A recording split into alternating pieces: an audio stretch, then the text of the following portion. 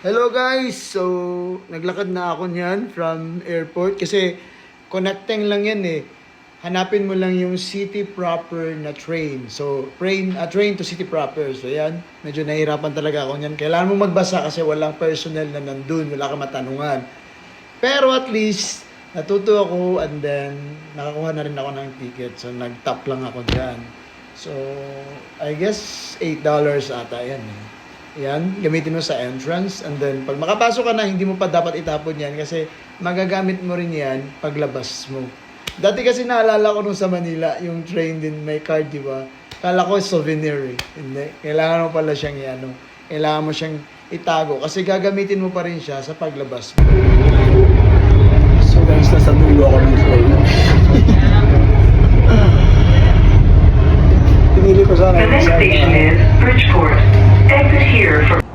So this time guys, around 7 o'clock na yan, pero maliwanag pa, di ba? Kasi dito naman, pag summertime, matagal yung, matagal yung araw.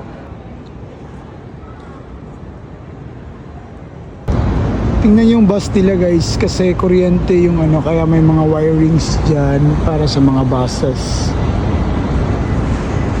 Yan. Electric generated, hindi sila gumagamit ng gas para sa usok. So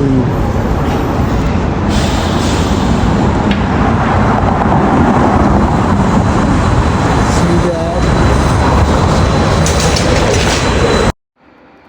Dito kasi may difference yung time zone ng Calgary at saka Vancouver. So advanced ng 1 hour ang Calgary compare sa Vancouver. So like this time around 8 o'clock ata tapos ng gabi.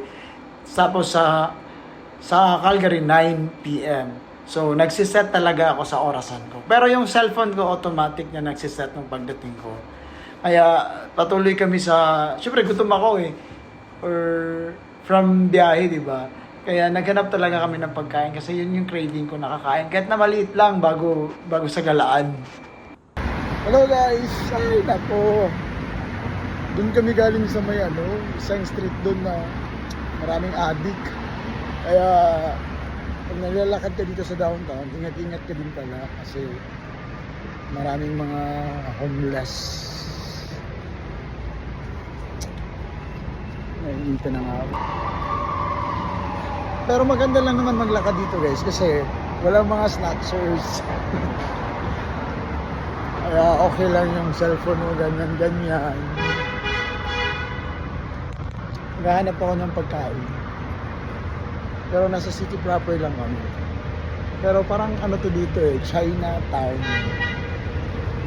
Ba't ang itim ko dito sa idol?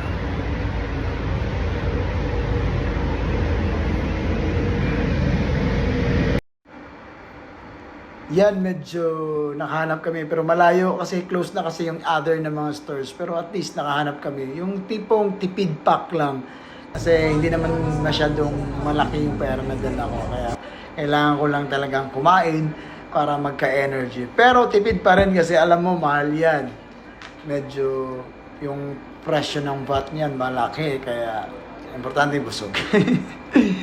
So yun lang guys, pinapakita ko lang sa inyo yung Vancouver trip ko at least magkaka-idea kayo, makakita nyo yung places ng Vancouver. Medyo sarap na sarap ako sa pagkain yan kasi masarap yan eh.